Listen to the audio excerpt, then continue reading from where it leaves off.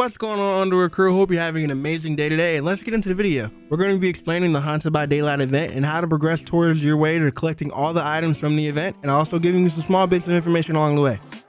Now, the Haunted by Daylight event goes from October 18th to November 6th. During this time, you'll be able to unlock different types of cosmetics for killers and survivors. To earn these cosmetics, you'll have to do more rift challenges, and they're pretty easy to complete. Small stuff like getting 25 void energy and smashing 2 pumpkins. The first page of the tome is all we have access to at the time of recording this video, and there are only 2 role-specific challenges on both sides for killer and survivor. Every other challenge in this tome can be done on whatever role you decide to play. Doing these challenges will give you a certain amount of a new currency called Dark Trinkets. You can then use this currency to buy items in the collection store.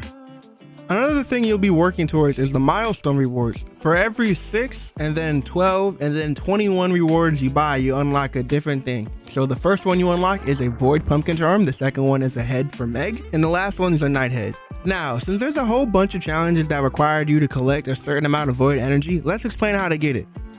For survivors, you gain energy by doing generators, stunning the killer, and you lose some whenever you get down. And for killers, you get void energy from hooking a survivor and downing a survivor, but you lose some when you get stunned. There's also ways for both sides to gain void energy, like smashing pumpkins, or picking up the void energy balls that spawn around the map.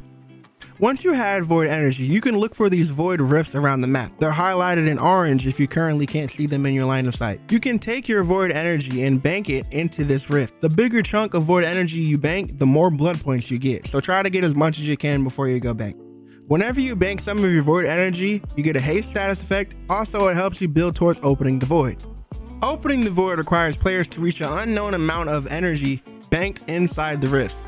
Once the void is open, you can enter through the blue portals and feed the ghost your void energy by standing next to them. Doing so will make them move to the actual map and give the survivors a haste boost and an endurance status effect, and an increased action speed for healing, cleansing, and blessing totems and searching chests. And you also get some charges back on your item if you're holding one. But I'm letting you know now, it looks like contraband items like flashbangs, Nemesis's vaccines, and Wesker's medi sprays are being dropped as soon as you enter the void. But they're still there when you come out of the portal. Just make sure you either come out of the portal you came in from, or you'll find the way back to that portal eventually. It will literally be sitting outside of the portal, as you can see here.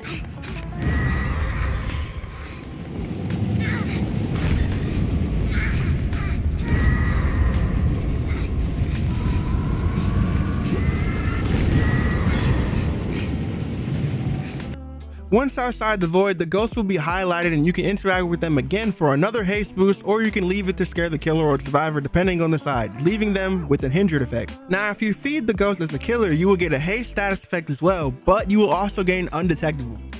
Just like the survivors get improved action speed, killers get improved action speed on missed attacks, snuffing totems, damaging a pallet, breaking a generator, or a breakable wall. Like I said earlier in the video, the pumpkins are back and they still do give tricks or treats. Sometimes you'll get a haste bonus, another time you get hindered, and then the last time you might get nothing. So tread wisely here. I would also like to mention that if you have any of the event offerings, the arcane dowsing rods, using them is very beneficial during this event, because every time you interact with an event item, that means the rifts, the ghost, or anything like that, you get even more blood points. And I've seen some insane blood points of people getting 125,000 at the end of the match. Get these blood points while you can, y'all.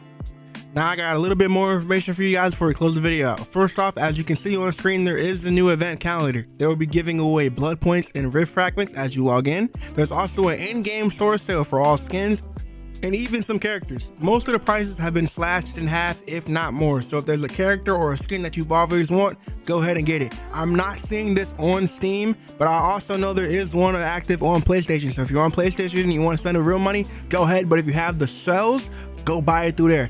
Anyways, that's about it. I hope you guys have a great one. Thanks for watching the video. I hope you guys have a good one. I appreciate you guys so much love. These videos I've been posting the past couple of days. I got nothing but more content for you. Have a good one. I love you. And remember, stay spooky. Peace.